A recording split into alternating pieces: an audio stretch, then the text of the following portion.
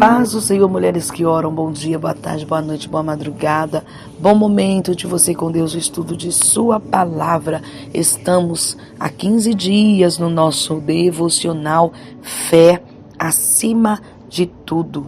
Leremos aqui Gênesis, capítulo 21, do verso 8 ao 21, que diz assim: O menino cresceu e foi desmamado. E no dia em que o menino foi desmamado, Abraão deu uma grande festa. Certo dia, Ismael, o filho de Abraão e da egípcia Agar, estava brincando com Isaque, o filho de Sara. Quando Sara viu isso, disse a Abraão: Mande embora essa escrava e o filho dela, pois o filho dessa escrava não será herdeiro junto com Isaque, o meu filho.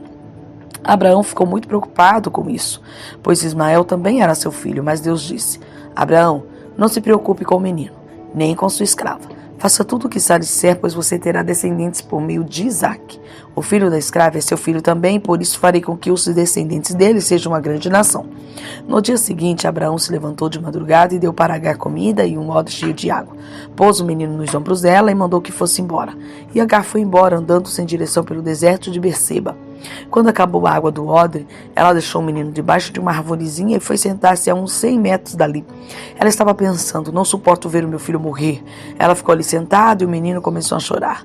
Deus ouviu o choro do menino e lá do céu o anjo de Deus chamou Agar e disse: Por que é que você está preocupada, Agar? Não tenha medo, pois Deus ouviu o choro do menino aí onde ele está. Vamos, levante o menino e pegue-o pela mão. Eu farei dos seus descendentes uma grande nação. Então Deus abriu os olhos de Agar e ela viu um poço. Ela foi, encheu o odre de água e deu para Ismael beber. Protegido por Deus, o menino cresceu. Ismael ficou morando no deserto de Parã e se tornou um bom atirador de flechas. E a sua mãe arranjou uma mulher egípcia para ele. Agora leremos Gálatas 3, do verso 23 ao 29, que diz assim: Mas antes que chegasse o tempo da fé, nós éramos prisioneiros da lei, até que fosse revelada a fé que devia vir.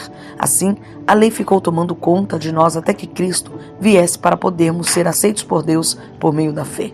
Agora que chegou o tempo da fé, não precisamos mais da lei para tomar conta de nós, pois por meio da fé em Cristo Jesus, todos vocês são filhos de Deus, porque vocês foram batizados para ficarem unidos com Cristo e assim se revestiram com as qualidades do próprio Cristo.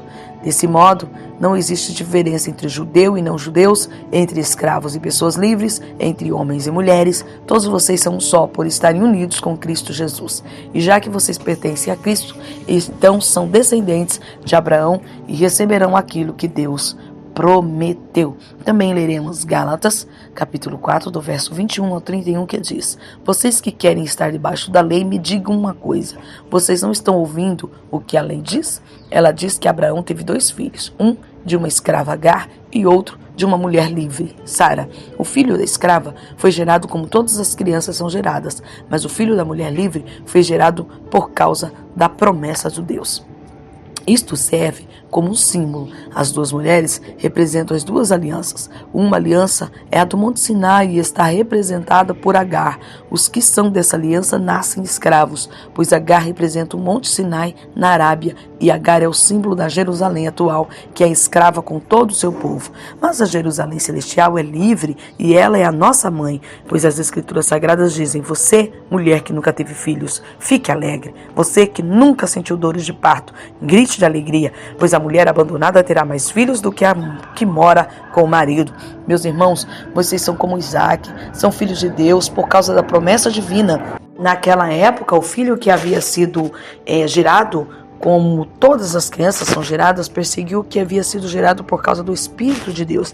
E a mesma coisa está acontecendo agora. Mas o que é que as Escrituras Sagradas dizem?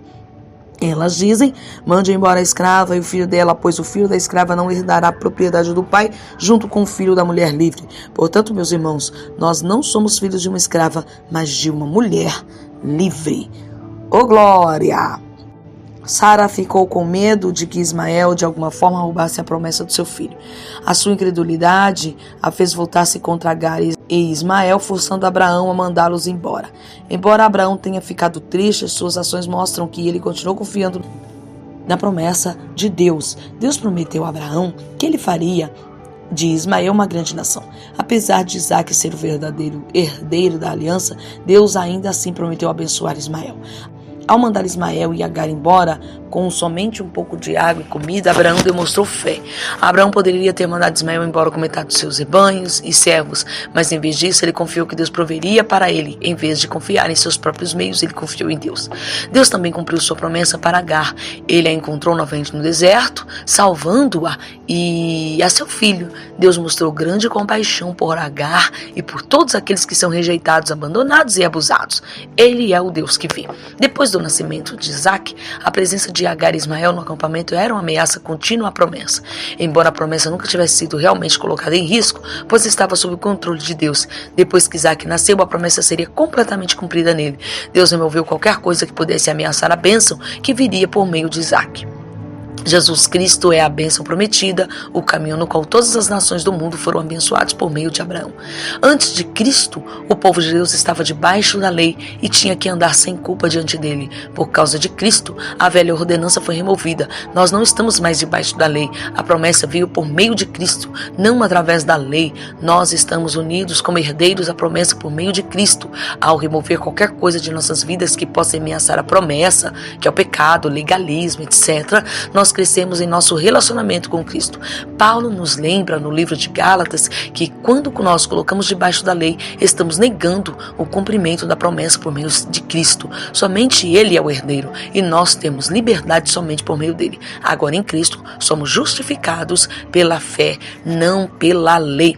Olha, temos que remover, queridas, da nossa vida toda ameaça à promessa. Que ameaças são essas? O pecado, não é? E a legalidade e o legalismo. Tem gente, e nós nos encaixamos nesse tem gente aqui, que acha que é o seu ritual, né? A lei, o legalismo da lei, das obras, das ações, que vão salvar. Deixa eu explicar para você. O povo de Israel agia dentro do legalismo para ter o seu pecado encoberto, para não ser destruído por Deus. Então, eles viviam debaixo de rituais, era prática. Eles tinham que repetir e repetir e repetir. E não era possível, porque o ser humano não consegue. O ser humano não consegue. Só que a lei era uma babá. Isso mesmo. A babá, gente. Eu já trabalhei de babá por muito tempo.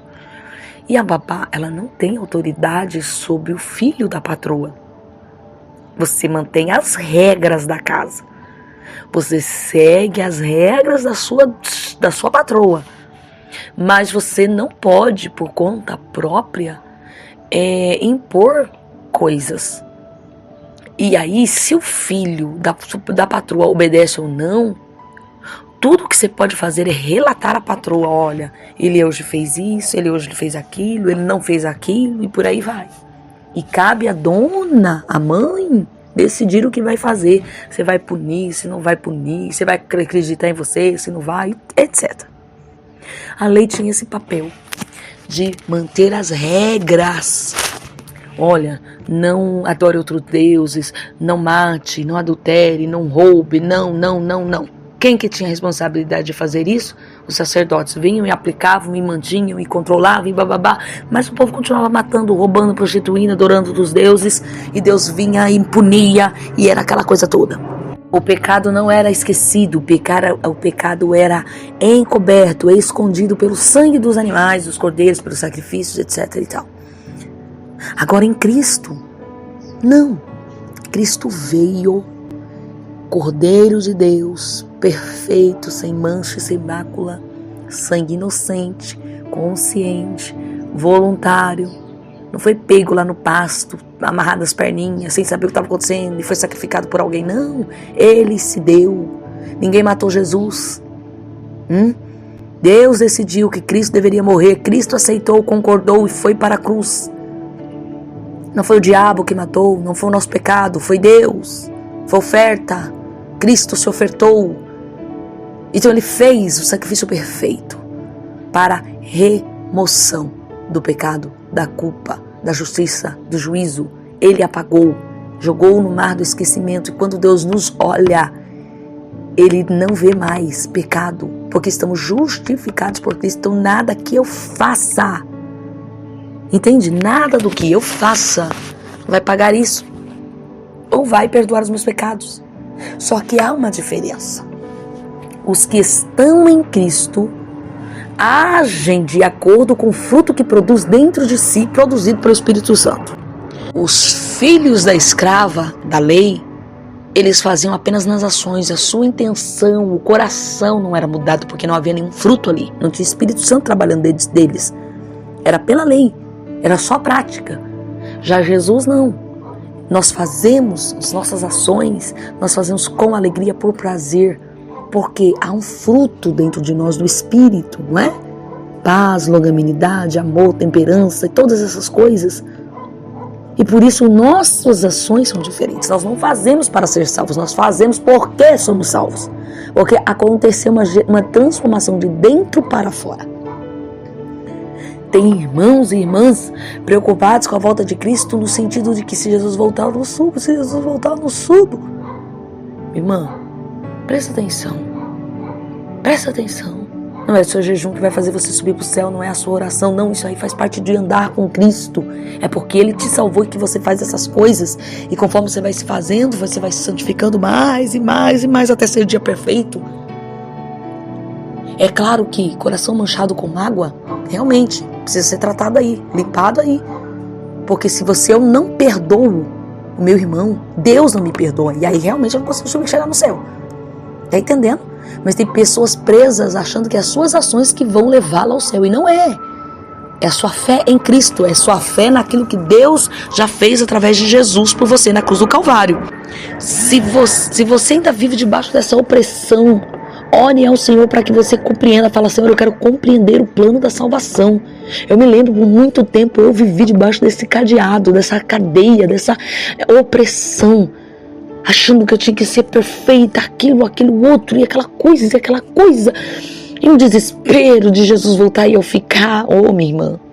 Até que eu comecei a orar e falar, Jesus, me faça compreender o plano da salvação, que é graça, não é mérito.